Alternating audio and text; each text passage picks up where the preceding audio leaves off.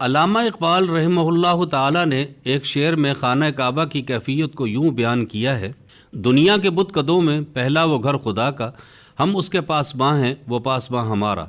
نبی اکرم صلی اللہ علیہ وسلم کی عمر مبارک 30 سال تھی کہ مکہ مکرمہ میں تعمیر بیت اللہ کا اہم ترین واقعہ رونما ہوتا ہے۔ بیت اللہ یعنی خانہ کعبہ کی تعمیر کو خاصی مدت گزر چکی تھی۔ اس دور میں نہ تو اس کی کوئی چھت تھی اور نہ ہی اس کی اونچی اونچی دیواریں تھیں۔ کچھ چوروں نے اس سے فائدہ اٹھاتے ہوئے بیت اللہ میں رکھا گیا خزانہ چوری کر لیا۔ عمارت خاصی پرانی اور خستہ حالت ہونے کی وجہ سے کسی بھی وقت اس کے گرنے کا خطرہ تھا اور ضروری تھا کہ اس عمارت کو گرا کر نئے سرے سے اس کی تعمیر کی جائے۔ چنانچہ اصحاب قریش اور زعماء قوم نے بیت اللہ کی اثر نو تعمیر کا فیصلہ کیا اور اس پر عمل درآمد کرنے کے لیے پہلی عمارت کو گرانا ضروری تھا کہ بیت اللہ کو گرانے پر عذاب الہی کے ڈر سے کوئی آگے بڑھنے کے لیے تیار نہ تھا۔ بہرحال قریش کے ولید بن مغیرہ مخزومی سردار نے ہمت کی اور دعا کی: اے اللہ، تو جانتا ہے کہ ہمارا مقصد تیرے گھر کی تعمیر ہے، تخریب نہیں ہے، اور ہماری نیت صاف ہے، اس لیے ہمیں اس کی توفیق عطا فرما۔ اور پھر اس نے کدال سے خانہ کعبہ کے چند پتھر گرائے۔ دیکھنے والوں نے دیکھا کہ ولید پر نہ تو کوئی آفت آئی اور نہ ہی کوئی عذاب۔ ہمت پیدا ہوئی اور سب نے مل کر آگے بڑھتے ہوئے سیدنا ابراہیم علیہ السلام کی رکھی ہوئی بنیادوں تک بیت اللہ کو گرا دیا۔ اہم ترین نقطہ سامعین محترم یہ ہے کہ تعمیر بیت اللہ سے قبل تمام قبائل قریش نے یہ عہد کیا کہ خانہ کعبہ کی تعمیر میں صرف حلال مال ہی خرچ کیا جائے گا اور اس کی تعمیر میں بدکار عورت کی کمائی، سود کی رقم، ناجائز ذرائع سے کمایا ہوا مال اور لوٹا ہوا یا کسی کے حق کی غصب شدہ رقم ہرگز استعمال نہیں کی جائے گی۔ صرف اور صرف حلال کمائی تعمیر بیت اللہ کے اندر لگائی جائے گی۔ چنانچہ تعمیر بیت اللہ میں حصہ لینا بہت بڑی سعادت تھی، اس لیے قریش کے تمام معروف قبائل نے بڑھ چڑھ کر اس میں حصہ لیا اور ہر قبیلے کے لیے ایک حصہ مقرر کر دیا گیا تاکہ کوئی بھی اس سعادت سے محروم نہ رہے۔ روم کے شہری باقوم نامی ایک معمار کی خدمات تعمیر کے لیے حاصل کی گئیں اور بڑے ہی جوش و خروش سے لوگوں نے اپنا اپنا حصہ ڈالا، مالی طور پر بھی اور توانائیوں کے صرف کرنے میں بھی۔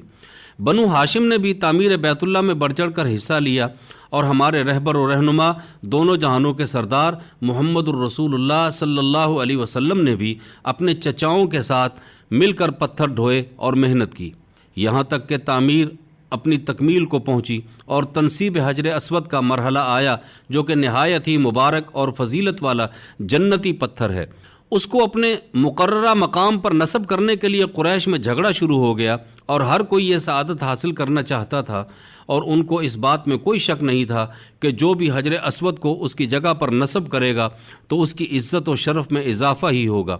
ہر قبیلے اور ان کے سرداروں کی طرف سے تنصیب حجر اسود کے لیے حقیقی حقدار ہونے کے دعوے کی وجہ سے 5 دنوں تک یہ جھگڑا چلتا رہا اور حرم کے اندر تلواروں کے چلنے اور قتل و غارت گری کا خدشہ پیدا ہو گیا۔ خدا نخواستہ اگر یہ نوبت آ جاتی تو حرم شریف کی حرمت پامال ہو جاتی۔ اسی کشمکش کے دوران قریش کے قبیلہ مخزوم کے سردار ابو امیہ مخزومی نے لڑنے جھگڑنے والوں کو خاموش کراتے ہوئے تجویز پیش کی اور کہا کہ جھگڑا ختم کرو، ہم دیکھتے ہیں کہ ابھی حرم کے دروازے سے جو شخص بھی داخل ہوگا اس کو ہم ثالث مان کر فیصلہ کروا لیتے ہیں۔ چنانچہ سب نے اس بات کی تائید کرتے ہوئے اور لڑائی جھگڑے کو ختم کرتے ہوئے اس تجویز سے اتفاق کیا اور سب لوگ بیت اللہ کے دروازے کی طرف دیکھنے لگے کہ کون حرم میں سب سے پہلے داخل ہوتا ہے۔ اب دیکھیے کہ اللہ کی قدرت اور اس کی مرضی کہ سب سے پہلے صادق و امین محمد صلی اللہ علیہ وسلم حرم شریف میں داخل ہوتے ہیں۔ جیسے ہی آپ پر ان سب کی نظر پڑی تو سب خوشی سے سرشار ہو گئے، کہنے لگے: ھذا الامین رضیناہ ھذا محمد، یہ تو امین آ گئے ہیں، یہ تو محمد ہیں، ہم ان کے فیصلے پر دل و جان سے راضی ہیں۔ اللہ کے رسول صلی اللہ علیہ وسلم جب ان کے قریب پہنچے تو قریش نے آپ کو ساری بات بتائی اور آپ سے درخواست کی کہ آپ ان کے درمیان حجر اسود کے جھگڑے کا فیصلہ فرما دیں۔ سامعین محترم، رسول اکرم صلی اللہ علیہ وسلم کی فراست و ذہانت اور دانائی کو ملاحظہ کریں کہ آپ نے کتنا خوبصورت فیصلہ کیا۔ آپ صلی اللہ علیہ وسلم نے فرمایا: ایک بڑی سی چادر لائی جائے،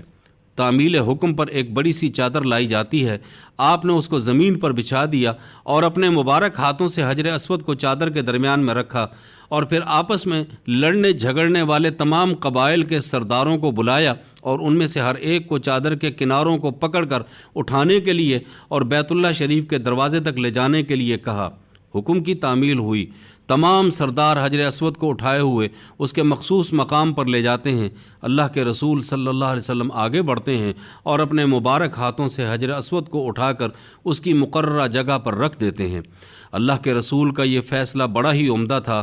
بڑے بڑے سردار، عقل مند اور زیرک لوگ اس فیصلے پر خوش ہیں اور اس انداز حکمت کو دیکھ کر حیران ہوتے ہیں، آپس میں کہہ رہے ہوتے ہیں اس سے بہتر کوئی فیصلہ ہو ہی نہیں سکتا تھا۔ واقعی محمد صلی اللہ علیہ وسلم نے اپنی قوم کو قتل و غارت گری سے بچا لیا ہے۔ آپ کی پوری قوم آپ سے خوش ہو کر آپ کی تعریفیں کر رہی ہے، اور اللہ کے رسول صلی اللہ علیہ وسلم کی عزت مکہ والوں کے دلوں میں اور زیادہ بڑھ جاتی ہے۔ آخر میں یہ بات کہنا ضروری اور مناسب سمجھتا ہوں کہ ہم بھی اپنی مساجد کی تعمیر کے دوران لگائے جانے والے سرمایے کی پاکیزگی کا خیال ضرور رکھیں اور ہر قسم کا مال بغیر کسی جانچ پڑتال کے جزاک اللہ کہتے ہوئے نہ استعمال کیا کریں، تاکہ تعمیر مساجد کا مقصد پورا ہو اور آنے والوں کو نور ایمانی اور نور ہدایت مل سکے۔ وگرنہ جس قسم کے آج کل حالات ہیں وہ آپ سب کے سامنے ہیں۔ مساجد بھری ہوتی ہیں، وعد و نصیحت بھی ہے،